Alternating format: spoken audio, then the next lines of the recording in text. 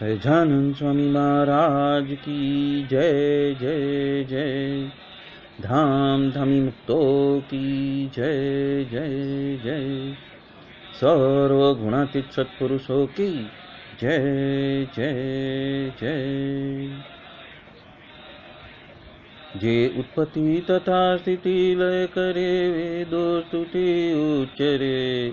जे नारोम सुचिद्र मानुषम ब्रह्मांड कोटि हरे। माया काल रवि शशि सुरगण आज्ञान लोपीक्षण। एवाक्षरधाम नाधिपति श्री स्वामी नारायण। महाध्यानाभ्यासं विदतमजस्त्रं भगवत पवित्रे सम्प्राप्तं स्थितिमतिवरेकान्तिकवृषे।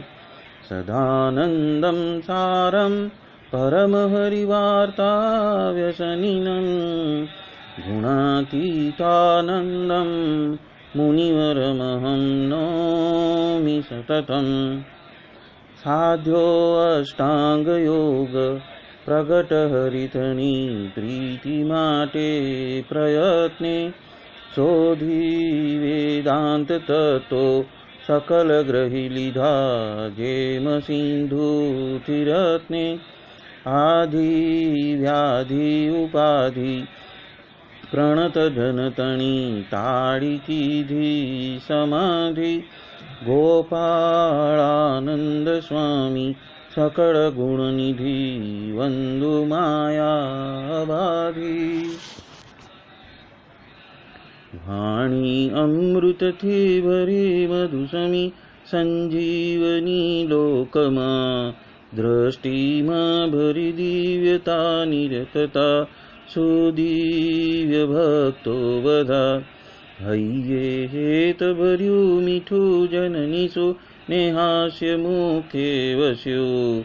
ते श्री ज्ञान जी योगी राज गुरु ने निथे नमो भावसु। जेनी अमृतवाणी तो वही रही साक्षात महिमा रूपे।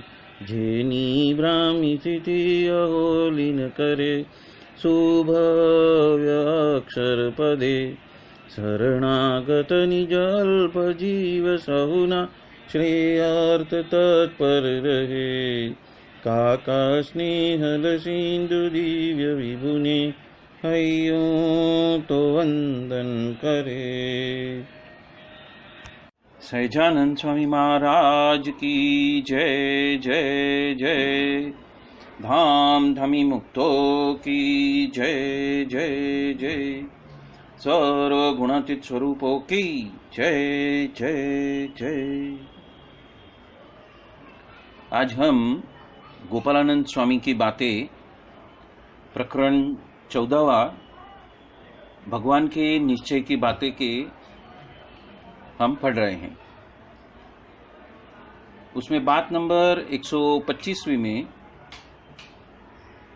गोपालानंद स्वामी बता रहे हैं, यदि उत्तम सविकल्प निश्चय वाला भक्त भगवान को यदि ऐसा समझता है कि भगवान को तो कोई भी दोष स्पर्श नहीं करता, क्योंकि भगवान तो सभी के कारण हैं, वो जो जीव जिस जिस क्रिया में बरतते हैं वो भगवान की अंतर्यामी पने से प्रेरणा के वजह से ही वो प्रवर्तमान है, पर उसके बिना तो जीव है वो कुछ भी करने के लिए या भगवान को वो समर्थ नहीं है।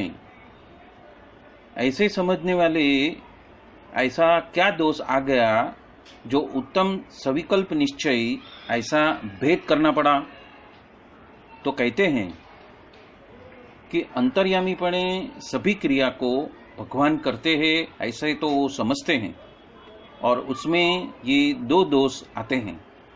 सभी जीव प्राणी मात्र के बारे में अंतर्यामीपणे तो महापुरुष है और वो जैसे पुरुषोत्तम को जानते हैं, और अन्य तो वो मानता है कि भगवान वो तो सभी के बारे में अंतर्यामीपणे से रहते भी है, बसते भी है, और सभी जीव प्राणी मात्र के जो विषय भुगतते हैं, पर भगवान तो अति समर्थ है और उन्हें तो कोई भी दोष जो स्पर्श नहीं करता। परंतु भगवान को ये जो विषय भुगते बिना चलता नहीं है, और इस तरह से भगवान को यदि जानते हैं पर ऐसा नहीं जानते कि भगवान तो जो कुछ भी पदार्थ है या तो जो कुछ भी ग्रहण करते हैं वो तो जीव के कल्याण के अर्थ में है, इस तरह से वो नहीं जानते हैं। और इसलिए ये दो भाग उत्तम सविकल्प निश्चय ऐसा, उत्तम और कनिष्ठ सविकल्प निश्चय ऐसा दो भाग हो गया। बात नंबर 126वीं। बात नंबर 126वीं में गोपालानंद स्वामी बता रहे हैं, जो कनिष्ठ निर्विकल्प निश्चय वाला भगवान को तो आकाश जैसा ही समझता है। जिस तरह से आकाश को चार भूत की क्रिया स्पर्शती नहीं है, उसी तरह भगवान को भी कोई दोष स्पर्श नहीं करता ऐसा समझता है। अभी आकाश को ये चार भूत कौन से तो के पृथ्वी है, जल है, अग्नि है और वायु है। वो चारों के दोष आकाश को स्पर्शते नहीं है, हालांकि वो उस आकाश में से ही निःसृत हुए हैं, फिर भी उनके जो भी दोष है वो आकाश उससे विरक्त है। आगे कहते हैं, पर देश काल के वजह से यदि किसी समय वैराज पुरुष की या फिर शंकरशन की बड़प्पन या तो ऐश्वर्य दिख के उपरांत शास्त्र में से सुनकर और किसी समय में ऐसा यदि उसको घाट हो जाता है कि भगवान के आगे वो भी है, मतलब कि भगवान के ऊपर वो भी है, तथा उनके विषय में किस समय में राग जैसा उनको प्रतीत होता है, और तत्पश्चात संकल्प को टालकर उसको झूठा कर देता है, और फिर वापस किसी समय में वापस उसका ऐसा घाट होता है, मतलब कि ऐसा भाव हो जाता है कि उसके लिए उसको कनिष्ठ निर्विकल्प निश्चय ऐसा भेद सामने आता है। तो वो कनिष्ठ निर्विकल्प निश्चय वाले भक्त की बात यहाँ पे कर रहे हैं। अभी बात आती है 127वीं, जहाँ पे मध्यम निर्विकल्प निश्चय वाला जो भगवान को ब्रह्मरूप समझता है उसकी बात।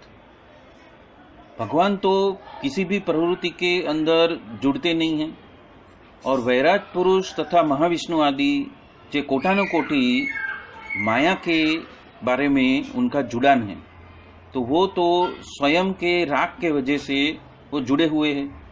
पर भगवान तो किसी भी माया के बारे में या तो विषय के बारे में वो जुड़ते नहीं हैं, ऐसा समझता है। इसीलिए उसको किसी का भी भार आता नहीं है, मतलब कि किसी का भी भगवान से ज्यादा विशिष्ट भाव जगता नहीं है। पर महापुरुष की बड़प्पन देखकर यथा सुनकर या फिर उसके ऐश्वर्य को देखकर किसी किसी समय में उसको ऐसा संकल्प हो जाता है, पर भगवान की भी ऐसी विभूतियां हैं। उपरांत उसके विषय के बारे में राग जैसा उसको प्रतीत होता है, उपरांत उस विषय में सारप्य उसको अच्छाई उसको मानी जाती है। पर फिर से वो वापस अपने संकल्प को झूठा करते हैं और ऐसा समझते हैं कि महापुरुष या फिर अन्य जो माया के अंदर जुड़े हुए हैं तथा निवृत्ति धर्म के अंदर जुड़े हुए हैं, वो भी स्वयं के बड़प्पन का उनका राग है, इसीलिए जुड़े हैं। पर भगवान तो किसी के साथ में भी या तो बड़प्पन में भी यथा तो कोई भी विषयों में जुड़ते नहीं हैं, और जो जुड़ते हैं वो तो स्वयं के अपने अपने राग के वजह से वो जुड़ जाते हैं, और ऐसा समझ के वो संकल्प को झूठा कर देता है। इसीलिए उसका जो है वो मध्यम निर्विकल्प निश्चय ऐसा भेद खड़ा हुआ है। अब हम चलते हैं बात नंबर 128 में, जहाँ पे गोपालानंद स्वामी उत्तम निर्विकल्प निश्चय वाला जो भक्त है उसके लक्षण बताते हैं। वो भगवान के बारे में इस तरह से समझता है कि महाराज तो किसी के भी वहां पे जुड़ते ही नहीं है, किसी के साथ जुड़ते ही नहीं। महाराज तो अक्षरधाम के अंदर स्वयं के एकांतिक भक्त को निरंतर दर्शन देते रहते हैं, पर स्वयं को अन्य के पास में उनको कुछ भी कराना नहीं है।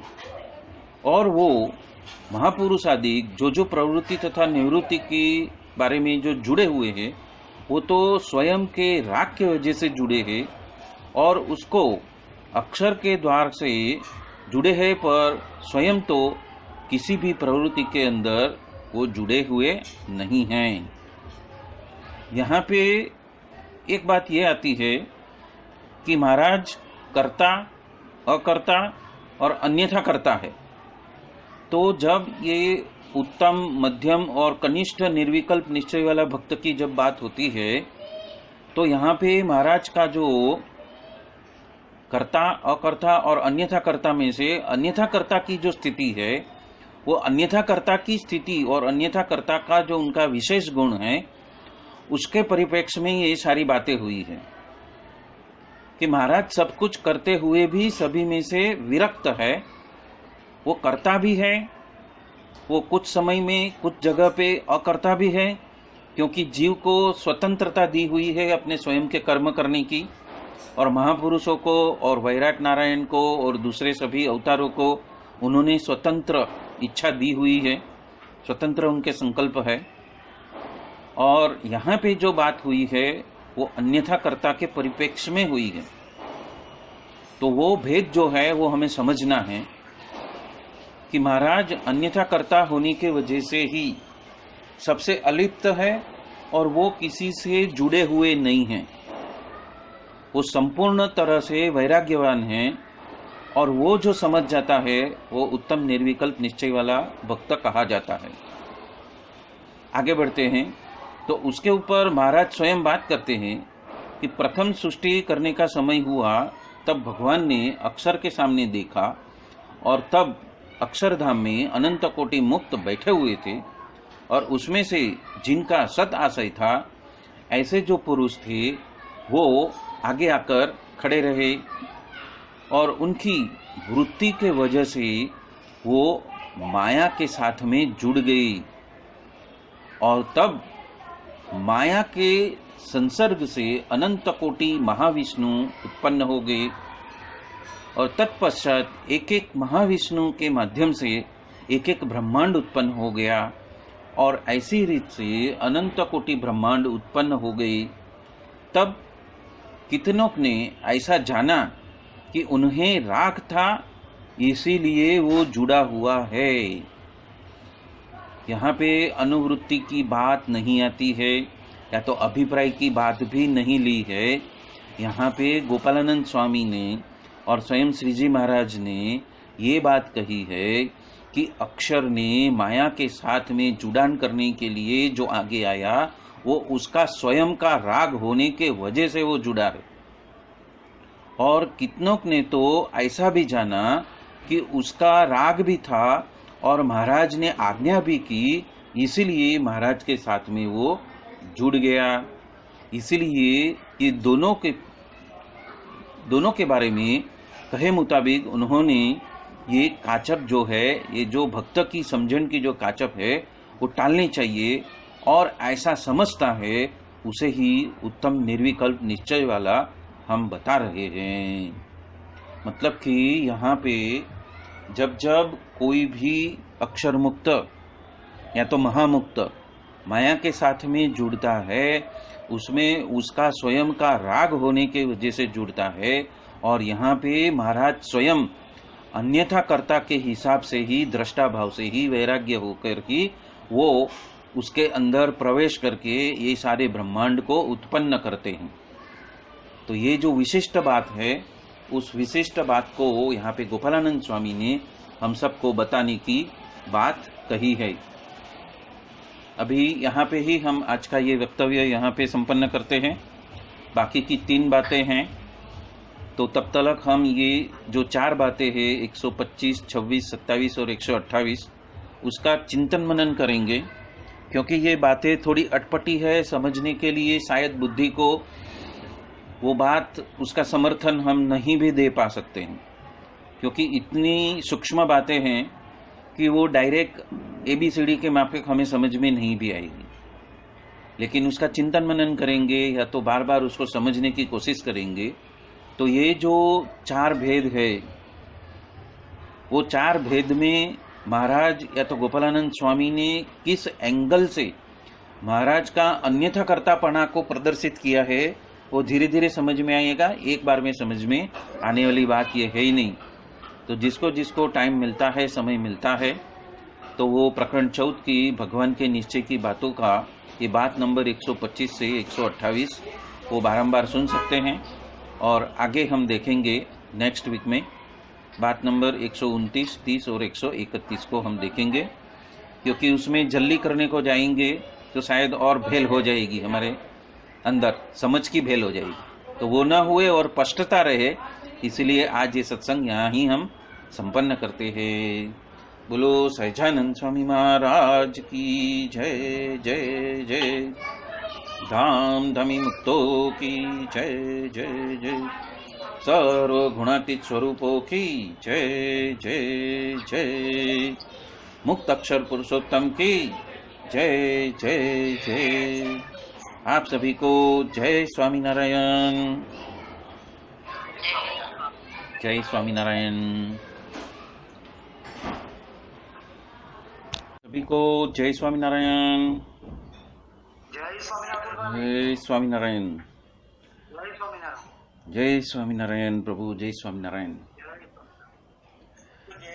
गोपालानंद स्वामी की बातें, प्रकरण 14, भगवान के निश्चय की बातें। आज हम ले रहे हैं बात नंबर 129। अक्षरानंद स्वामी पूछते हैं कि सविकल्प और निर्विकल्प निश्चय हो तो पहचानने में कैसे आए। तब स्वामी कहते हैं कि जिन्हें निर्विकल्प निश्चय होता है वो तो विषयों में कभी ओतप्रोत होता ही नहीं है, और जिन्हें सविकल्प निश्चय होता है वो तो विषय का त्याग करने के लिए जाए फिर भी वो विषय में एक रस हो जाता है, मतलब रसबस ही रहता है। उपरांत निर्विकल्प निश्चय जिसे भी होता है उसे तो देह, उपरांत देह संबंधी पदार्थ, उपरांत देह की सुसुसा का करने वाला, इतने के साथ में कभी प्रीति होती नहीं है। और हर समय में ऐसा वो जानपना रूप दरवाजे में रहता है कि अरे रे, मेरे और उसके बीच में यदि हेत रह जाएगा तो, और यदि थोड़ा भी उसके बारे में यदि हेत रह जाएगा तो मुझे भरत जी के माफिक देह धारण करना पड़ेगा।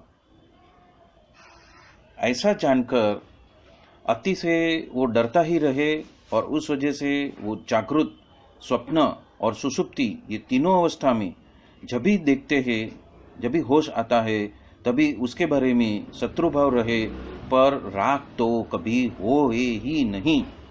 और पंच विषय के बारे में भी उसे तीनों अवस्था में देश काल भी उसको राग नहीं ला सकता, तथा काम है, क्रोध है, लोभ है, मान, मत्सर, ईर्ष्या, असूया, स्नेह, रसास्वाद और अहम ममत्व, ये अधिक अधिक कोई भी अधर्म सर्ग में वो लिपटता नहीं है, चिपकता नहीं है, और उसके अंदर रसबस होता नहीं है।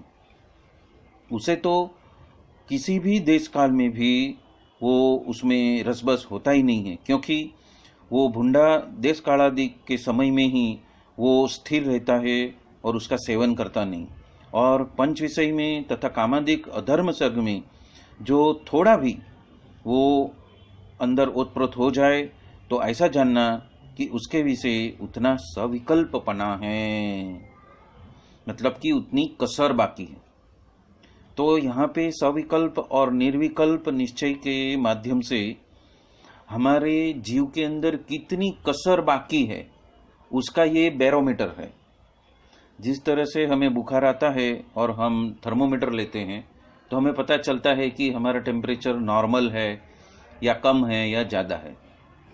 तो उसी तरह ये जो सविकल्प निश्चय और निर्विकल्प निश्चय वो हमारा उस प्रकार का बैरोमीटर है जिसके वजह से हमें ये पता चलता है कि हम सही में निर्विकल्प निश्चय में चले हुए हैं, स्थिर हुए हैं, और यदि नहीं हुए हैं और कुछ भी विकल्प बाकी है, अभी भी कभी भी थोड़ी भी इच्छा, उमंग, लालसा, लालच, लोभ कुछ भी हमारे अंदर बाकी है जिसके वजह से हम चलित होते हैं, जिसके वजह से हम हतप्रभ भी होते हैं, जिसके वजह से हमें राग और द्वेष जैसे जो आयाम हैं उसमें हम उत्प्रोत हो जाते हैं, तो ये बैरोमीटर है जो गोपालानंद स्वामी ने एकदम स्पष्ट रूप से बताया है कि हम निर्विकल्प निश्चय में होने के बावजूद यदि किसी में हम आसक्त हो जाते हैं, तो किसी पल में हम आसक्त हो जाते हैं, तो उसमें उतना सविकल्पपना अभी बाकी है, मतलब कि वो कसर बाकी है,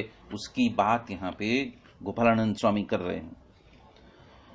वो इस तरह कि जैसे ब्रह्मा, विष्णु, शिव, वैराट पुरुष, प्रधान पुरुष और मूल प्रकृति पुरुष वे सभी सविकल्प निश्चय वाले हैं, तो वो विषय का यदि त्याग करने को जाए फिर भी विषय में एक रस हो जाते हैं, पर उससे ऐश्वर्य का त्याग करके सत्तारूप होकर उस उपाधि का त्याग नहीं होता। यहाँ पे कौन सा प्रिंसिपल अप्लाई होता है? कुसंग या संग।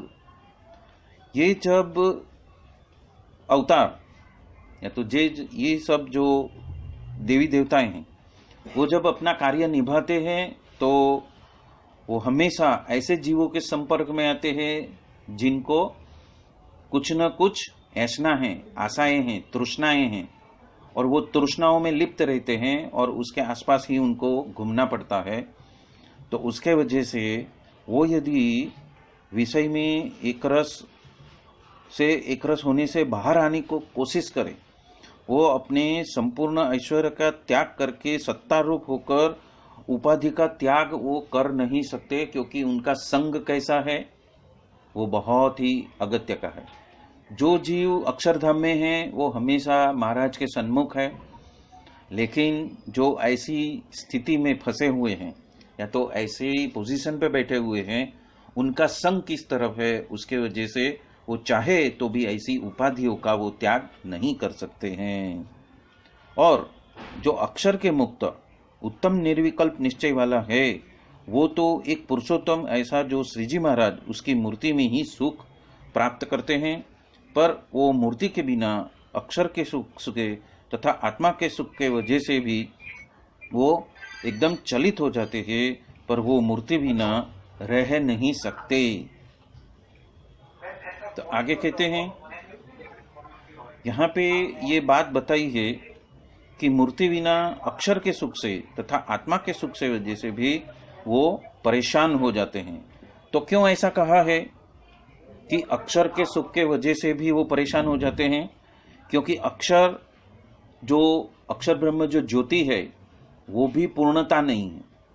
हर एक जीव जो पूर्णता चाहता है वो पूर्ण पुरुषोत्तम सहजानंद श्री स्वामीनारायण की मूर्ति में स्थिर रहना है। यदि हम अक्षर के सुख में जाएंगे तो भी वो परेशान हो जाता है, और आत्मा के सुख में जाएंगे तो भी वो परेशान होता है, क्योंकि वो असली फाइनल स्टेज नहीं है, वो पूर्णत्व का स्टेज नहीं है। हम पूर्ण काम कभी बनते हैं जब हम मूर्ति को धारण करें और मूर्ति का सुख लेने लगे, तभी ही उसे तृप्ति मिलती है, मतलब तभी ही उसे पूर्णाहुति प्रतीत होती है। और इसीलिए कहा है कि मूर्ति बिना वो रह ही नहीं सकते। अभी आगे चलते हैं। श्वेतदीप के मुक्त जो है वो मध्यम निर्विकल्प निश्चय वाले हैं, और बद्रिकाश्रम के जो मुक्त है वो कनिष्ठ निर्विकल्प निश्चय वाले हैं। जो हमने पहले देखा था आगे की बातों में कि उत्तम निर्विकल्प निश्चय, मध्यम निर्विकल्प निश्चय और कनिष्ठ निर्विकल्प निश्चय। उत्तम निर्विकल्प निश्चय वाला जो है वो तो अक्षरधाम में बैठता है, क्योंकि उसकी कोई कसर बाकी नहीं है। और गोपालानंद स्वामी ने कसर कौन से आयामों में है वो पहले ही हमें बता दिया है। काम, क्रोध, लोभ वगैरह आदि आदि वगैरह में हमारा कुछ ना कुछ कहाँ ना कहाँ हेतप्रीत है, और उसको हम चाहते हैं। जाने और अनजाने में हम वो सारे सुख को चाहते हैं, या तो उसमें अभी भी रसबस है। तो यहाँ पे स्पष्ट हिसाब से बता दिया है कि यदि हम निर्विकल्प निश्चय वाले हैं तो हमें बद्रिकाश्रम ही मिलेगा, और यदि मध्यम निर्विकल्प निश्चय वाले हैं तो हमें श्वेतदीप ही मिलेगा। यदि हम उत्तम निर्विकल्प निश्चय वाले हो जाएंगे, मतलब कि आशा तृष्णा से मुक्त हो जाएंगे, हम स्थित प्रज्ञता में स्थिर हो जाएंगे, हम बोधिसत्व की अवस्था में, बुद्ध की अवस्था में, केवली की अवस्था में हम स्थिर हो जाएंगे, हम मूर्ति में स्थिर हो जाएंगे, तो हम उत्तम निर्विकल्प निश्चय वाले बन जाएंगे। तो यहाँ पे जिसको निर्विकल्प निश्चय होता हो उसे तो कभी भी विषयों में राग होता ही नहीं है, और वो तो उनके लिए तो पंच विषय जहर के माफिक उसको लगता है। जिस तरह नपुंसक पुरुष हो और हजारों स्त्रियों के साथ में भी रहता हो, फिर भी उसको स्त्री के बारे में राग होता ही नहीं है, और उसी तरह भी विषय में उसको राग होता ही नहीं है। तथा जिस तरह से अति रोगी हो, उसको कैसे भी पंच विषय प्राप्त हो जाए, फिर भी वो विषय भुगतने के लिए कोई दिवस मन में जो राग है, या तो आसक्ति है, या तो लोभ और लालच है, कभी भी उदित होते ही नहीं है।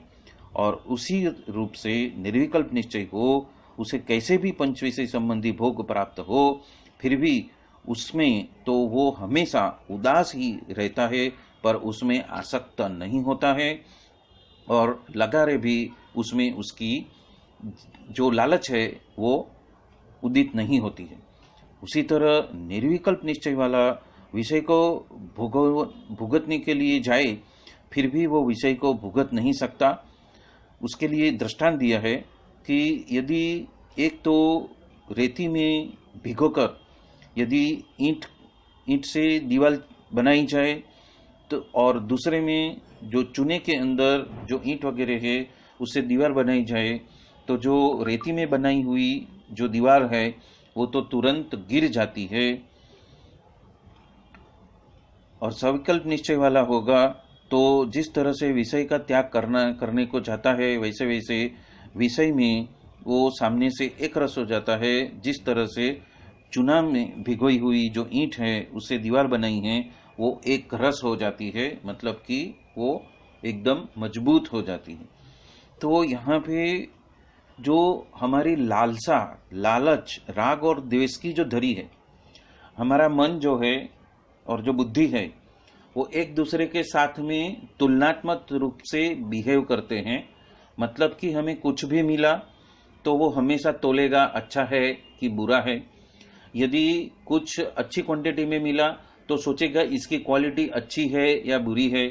यदि उसको और ज्यादा क्वांटिटी मिलेगी तो सोचेगा ये 7 दिन चलेगा या 10 दिन चलेगा। वो सोचेगा अरे यार महीना भर चलता है, इतना मिलता तो बहुत अच्छा रहता, क्योंकि ये जो फल है वो तो महीना भर उसको कुछ नहीं होता। तो इस तरह से जो भी घटना उसके सामने आती है उसको वो तोलता है। तो जब ध्यान मेडिटेशन की जब हम कभी कवायद करेंगे तो उसमें ये मन और बुद्धि का जो तुलनात्मक अभिगम है उसको तोड़ने की फार्मूला भी देंगे, और उस वक्त आप निर्विकल्प निश्चय में स्थित प्रज्ञ हो जाओगे। और ऐसी निर्विकल्प निश्चय वाला हो उसको तो एक पुरुषोत्तम, ऐसा जो ये प्रकट प्रमाण श्री जी महाराज उसकी मूर्ति के बिना अक्षर भाव में भी तथा आत्मा भाव में भी, ये दोनों में भी सुख आता ही नहीं है। क्यों?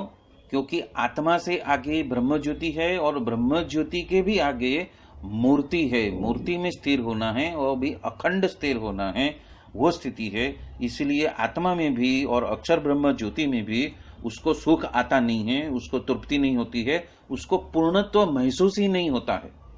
पूर्णत्व तभी महसूस होता है जब वो उस मूर्ति में, पूर्ण पुरुषोत्तम की मूर्ति में स्थिर हो जाता है।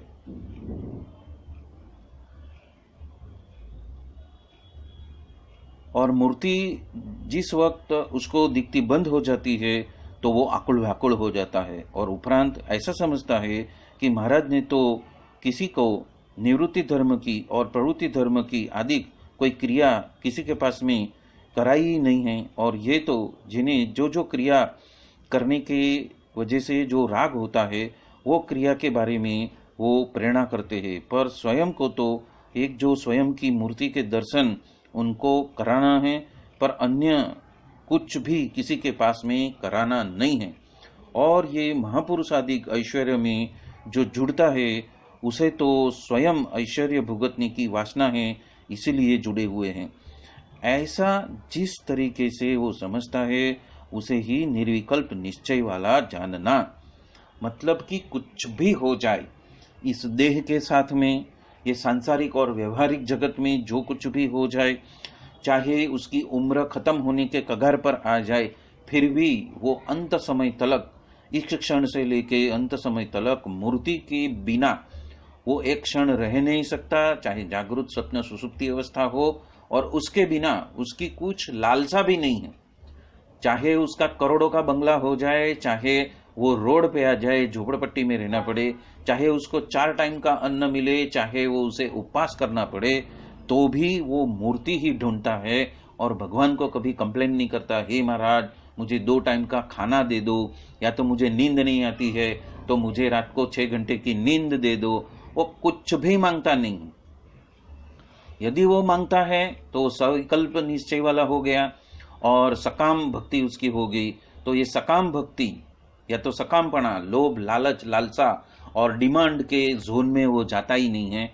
वो ऐसा प्रतीत करता है कि भगवान जो भी करते हैं वो अच्छे के लिए ही करते हैं, और श्री हरि कभी भी अपने भक्त का अहित करते ही नहीं है, और सभी में, सभी परिस्थिति में वो मूर्ति में ही स्थिर रहता है। और जो वो न समझता हो तथा जिसको विषय में थोड़ा भी, अभी भी थोड़ा भी राग या तो आसक्ति उसकी बची हो, या तो फिर उसका तोलू मन और तोलू बुद्धि जो है वो हर एक घटना को अभी भी तोल मोल करता हो, अभी होना चाहिए था, बाद में होना चाहिए था, इतना होना चाहिए था, इतना होना चाहिए था, मेरे साथ होना चाहिए था, उसके साथ क्यों हुआ, भगवान ने उसको दे दिया, मुझे अभी तलक क्यों नहीं दिया, मुझे अभी तलक मूर्ति नहीं दिखाई देती है, उसको मूर्ति दिखाई देती है। ये जो कंपैरिजन है, या तो ये जो तोलू मन और बुद्धि की जो अवस्था अभी भी जागृत है, वो जागृत अवस्था को बंद करना है, स्विच ऑफ करना है, उस आयाम से ही बाहर निकलना है। तो ये मन बुद्धि से बाहर निकल के कोई भी सकाम संकल्प उसका होता नहीं है, तो ही वो निर्विकल्प निश्चय वाला कहा जाता है। और थोड़ा भी उसका राग किसी के भी प्रति स्वयं के देह के प्रति, स्वयं की साधना के प्रति या अन्यों के प्रति या संसार या व्यवहार जगत के प्रति थोड़ा भी आसक्ति है तो उसको सविकल्प निश्चय वाला ही जानना, ये बात यहाँ पे गोपालानंद स्वामी स्पष्ट रूप से बता रहे हैं। और इस तरह से सविकल्प और निर्विकल्प निश्चय वाला पुरुष का लक्षण बताए हैं। वो इस बात को सोचता है या तो चिंतन मनन करता है कि जिस तरह दर्पण में मुझे पता चलता है कि वो तो दो प्रकार के पुरुष के लक्षण यथार्थ, इस तरह से दो प्रकार के पुरुष के लक्षण यथार्थ पता चलती है, मतलब स्वयं को पता चलती है कि मैं सविकल्प निश्चय समाधि में हूं या तो निर्विकल्प निश्चय समाधि में हूं। और वो मूर्ति के बिना जिसको एक पल नहीं चलता, तो समझ लेना कि उसकी धीरे धीरे सारी वासनाएं खत्म हो जाएगी। और यदि वासना खत्म नहीं हुई या तो आसक्ति उसकी किसी में भी खत्म नहीं हुई तो क्या होएगा? यदि वो कनिष्ठ निश्चय वाला होएगा तो उसे अलग धाम में जाना पड़ेगा, बद्रिकाश्रम में जाना पड़ेगा। और मध्यम निर्विकल्प निश्चय वाला होएगा तो उसे श्वेतद्वीप ही मिलेगा। भगवान उसको अक्षरधाम में नहीं लेके जाने वाले। वहां पे आपने क्वालिफाई नहीं किया है, और जहां पे क्वालिफाई नहीं किया है वहां पे एंट्री नहीं है। वहां पे अणिशुद्ध परम प्रकाश ही चाहिए, अणिशुद्ध। थोड़ा भी दाग, थोड़ा भी एक छींट दागी भी रह गया, सकाम भक्ति या तो सकाम संकल्प विकल्प आपके मन बुद्धि में थोड़ा भी रह गया उसका छाटा, तो क्या होएगा? आप अटक जाओगे, ये दो डायमेंशन में अटक जाओगे। बद्रिकाश्रम में या श्वेत द्वीप में आपको न जाने कितने समय तक वो वासनाएं जलेगी नहीं, तब तक आपको उसमें रहना पड़ेगा। तो आज का ये सत्संग यहाँ पे बात नंबर 129 में ही मैं संपन्न करता हूँ। और सभी भक्त जो है वो इसको समझने के लिए दोबारा फिर से गोपालानंद स्वामी की ऐप में प्रकरण 14 की बात नंबर 129 की बात फिर से समझने की, पढ़ने की और उसके ऊपर चिंतन मनन करने की कोशिश करेंगे। और उससे वो जो बैरोमीटर जो दिखाता है उसमें से ऊपर आने के लिए हम सब प्रार्थना करेंगे और धुन करेंगे। हे महाराज, जितनी भी कसर हमारी बाकी है वो यही जीते जी इसी जन्म में हमें निकालनी है। तो हे प्रभु, प्रेरणा भी करना और बल भी देना। बोलो सहजानंद स्वामी महाराज की जय जय जय। धाम धमी मुक्तो की जय जय जय। सर्व गुणातीत स्वरूपों की जय जय जय। मुक्ताक्षर पुरुषोत्तम की जय जय जय। आप सभी को जय स्वामी नारायण। जय स्वामी नारायण। जय स्वामी नारायण। सहजानंद स्वामी महाराज की जय जय जय। धाम धामी मुक्तो की जय जय जय। सर्व गुणातीत स्वरूपों की जय जय जय। गोपालानंद स्वामी की बातें, प्रकरण 14, भगवान के निश्चय की बातें, उसमें बात नंबर 130वीं। गोपालानंद स्वामी बात करते हैं कि एक समय में श्री जी महाराज ने मुक्तानंद स्वामी आदि सभी संतों को प्रश्न पूछ लिया। सत्ययुग, त्रेता युग तथा द्वापर, ये तीनों युग के बारे में भगवान स्वयं के भक्त की रक्षा के लिए सुदर्शन चक्र भेजते थे और वो चक्र की वजह से भक्त की रक्षा हो जाती थी। तो आज के समय में कलयुग के अंदर वो चक्र रखकर भक्त की रक्षा क्यों नहीं करते?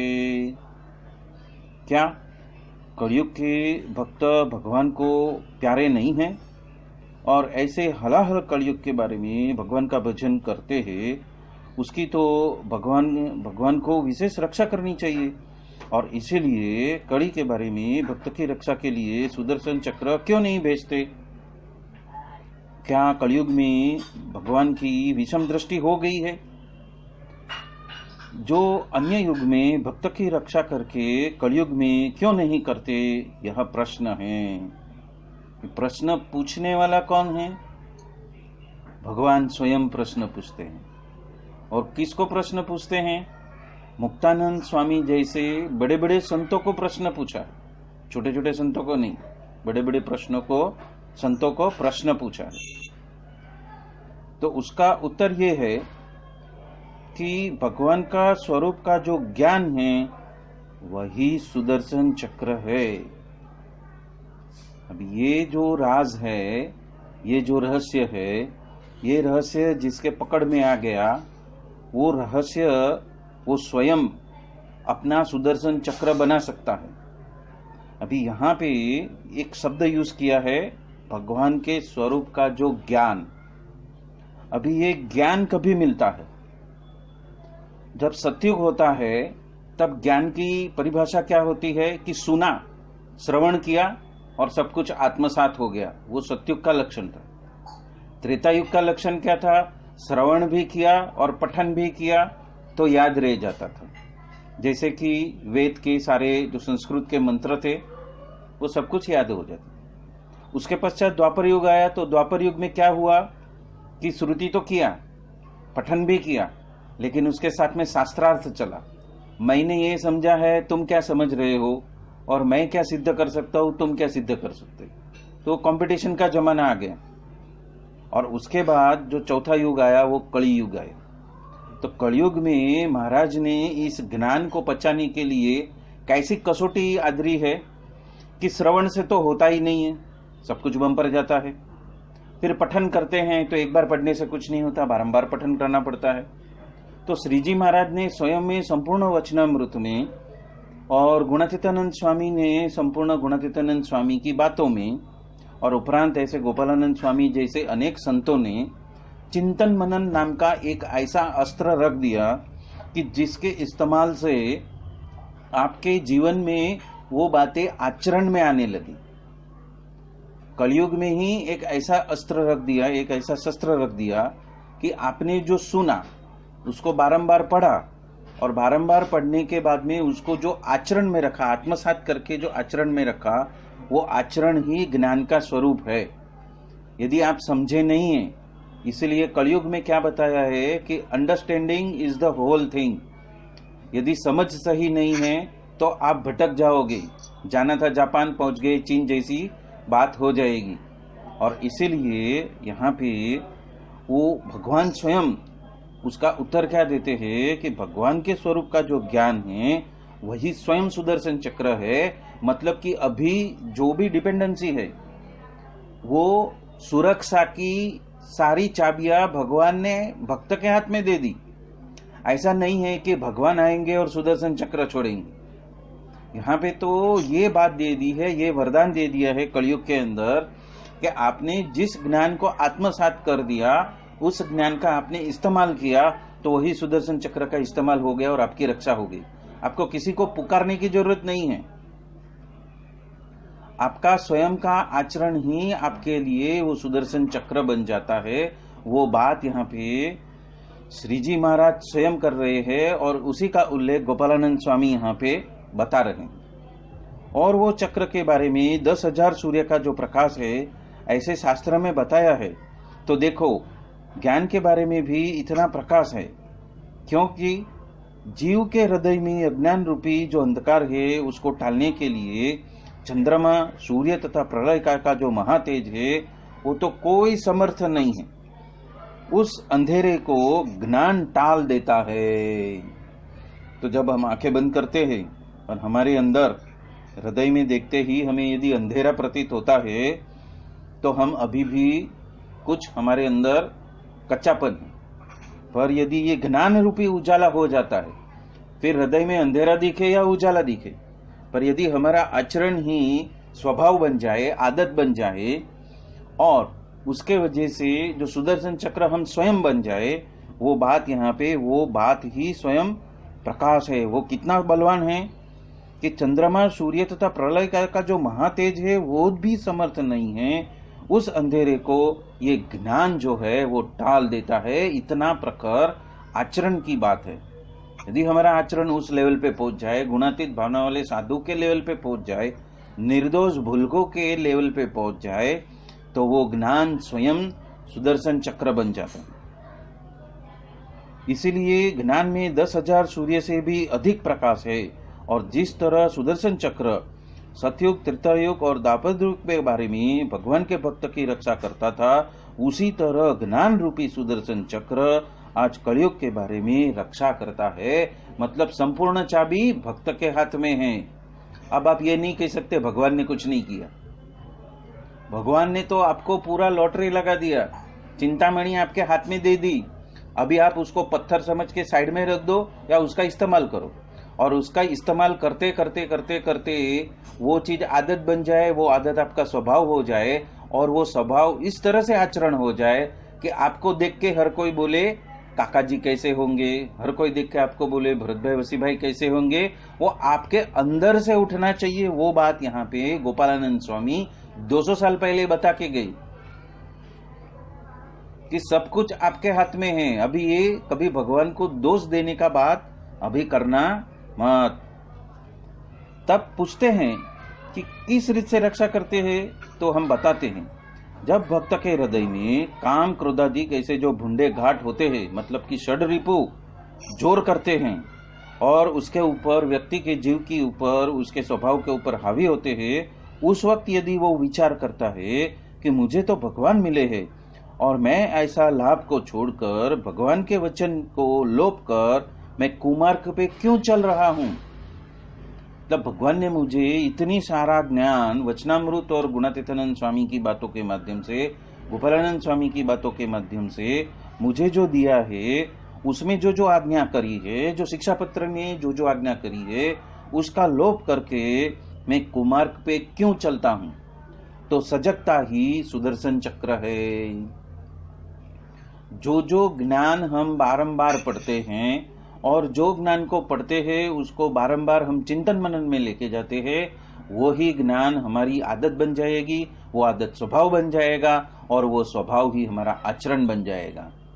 और इसलिए बार बार बार बार बार बार एक की बात एक की बात एक की बात एक रिपीट करते हैं। और इसीलिए हर घर घर सभा का आयोजन हो रहा है। भरत भाई, वसी भाई ने हर मंडल में हर हफ्ते में एक बार, या तो यूं कहो कि 3 बार, सुबह में, दोपहर को, शाम को, या तो वीकली सत्संग सभा में भी हमें वो बातें रिपीट करने के लिए मौका दिया है। क्यों? क्योंकि वो सुदर्शन चक्र की ताकत हमारे पास में है, उसका इस्तेमाल हम कर पाए। यदि हमें पता ही नहीं है कि हमारे पास में ही सुदर्शन चक्र है, तो क्या करेंगे? वो हल्ला करेंगे, अरे महाराज कुछ करते नहीं, अरे महाराज कुछ करते नहीं। अरे आपको दे दिया, सारा पावर आपको दे दिया, मूर्ति दे दी। पूर्ण पुरुषोत्तम सहजानंद स्वामी की संपूर्ण मूर्ति, जैसे ही आपने भरत भाई, वसी भाई से दीक्षा ली, आपको वो पूर्ण पुरुषोत्तम की मूर्ति आपके हृदयाकाश में उतार दी, हृदय कमल पे बिठा दी उसी क्षण। अब करना क्या है? जो करना है आपको करना है। आपको श्रवण मनन करना है, आपको चिंतन मनन करना है, आपको निधि ध्यासन करना है, आपको चिंतन मनन करके उसको आदत बनाना है। और उस आदत जब स्वभाव बन जाए तो वो अपने आप, नींद से उठ के भी यदि कोई आपको जगाता है, फिर भी आपका आचरण कैसा होएगा? गुणातीत भावना वाले साधु का आचरण होएगा, निर्दोष भूलकों वाला आचरण होएगा। वो बात यहाँ पे बता रहे हैं। और वो ज्ञान रूपी सुदर्शन चक्र ही आपकी रक्षा करता है। जागृत, स्वप्न, सुषुप्ति, तुर्या अवस्था और तुर्यातीत अवस्था में भी ये सुदर्शन चक्र रक्षा करता है। इसीलिए कलयुग के अंदर जो भगवान सुदर्शन चक्र रखकर अम्बरीश राजा की माफक रक्षा नहीं भी करता हो, तो उससे सत्संग के वर्तमान भी उसका पालन नहीं होएगा और प्रभु का भजन भी नहीं होएगा। क्योंकि काम क्रोधाधिक तो ऐसे बलिए है कि उसको तो शिव ब्रह्मादि की लाज ले ली है, और तो जीव का क्या भार है। इसलिए भगवान स्वयं के भक्त की ज्ञान रूपी सुदर्शन चक्र के माध्यम से ही सभी काल के अंदर रक्षा करते आए हुए हैं और आज भी ज्ञान रूपी सुदर्शन चक्र के माध्यम से ही अपने भक्त की रक्षा कर रहे हैं। इसीलिए भगवान के स्वरूप का निश्चय वो ही सुदर्शन चक्र है। और ये सुदर्शन चक्र को इस्तेमाल कैसा करना, तो कि उसके लिए महाराज ने साल की जो 52 एकादशी आती है, उसका पालन करने के लिए बताया है। तो वो एकादशी का महात्मा क्या है, तो कि वो भी महाराज ने बताया है। गढ़ड़ा प्रथम 3 में बताया है, गढ़ड़ा प्रथम 38 में बताया है, और गढ़ड़ा मध्य 8 में भी एकादशी का महात्मा बताया है। और जिसका पूरा लेख अभी अभी मैंने व्हाट्सएप में डाला है कि भगवान ने एकादशी नाम का जो व्रत देकर हमारी इंद्रिय अंतःकरण से परे उठने के लिए हम उस संपूर्ण सिस्टम को, देह को, इंद्रिय को और अंतःकरण को परे उठ के हृदय कमल में विराजित मूर्ति में लय और लीन होने के लिए हमें हर 15 दिन में एक दिन ऐसा दिया है कि हम उसका पालन, उसका जो अनुशासन है वो हम स्वयं करें, हम स्वयं निश्चित करें कि हमें कितना लाभ लेना है। और उसका फल कितना दिया है, अनंत गुना। कोटि यज्ञ करने से जो सतयुग, त्रेता और द्वापर में फल मिलता था, उतना फल एक एकादशी करने में मिलता है। और वही ज्ञान है, और वही ज्ञान का इस्तेमाल करते हुए गढ़ड़ा मध्य 3, गढ़ड़ा प्रथम 3, गढ़ड़ा प्रथम 38 और गढ़ड़ा मध्य 8 का इस्तेमाल करते हुए जो भक्त इस ज्ञान का इस्तेमाल करता है तो उसको सुदर्शन चक्र उसने पा लिया। फिर उसको डरने के लिए कोई डराने वाला ही नहीं बचेगा, डरने के लिए कोई सब्जेक्ट और ऑब्जेक्ट बचेगा ही नहीं, क्योंकि वो देह, इंद्रिय और अंतःकरण से परे हो गया, वो ब्रह्मरूप हो गया। वो बात यहाँ पे गोपालानंद स्वामी हम सबको बता रहे हैं। अभी हम चलते हैं बात नंबर 131 पे। पूछते हैं, जिन्हें इंद्रियों के अंदर, अंतःकरण के अंदर और जीव के अंदर भगवान का निश्चय होता है, वो तीनों की नोखी नोखी जो अलग अलग जो विविध प्रकार की जो प्राप्ति है वो हमें बताओ। तब स्वामी कहते हैं, गोपालानंद स्वामी कहते हैं, जिन्हें इंद्रियों के बारे में भगवान का निश्चय होता है वो तो देह रखने के बाद इंद्र जैसा हो जाता है, मतलब कि वो स्वर्ग में जाएगा। और जिसको अंतःकरण के अंदर निश्चय होता है वो ब्रह्मादिक देव जैसा हो जाता है, तो ब्रह्मा विष्णु महेश ही बनेगा वो।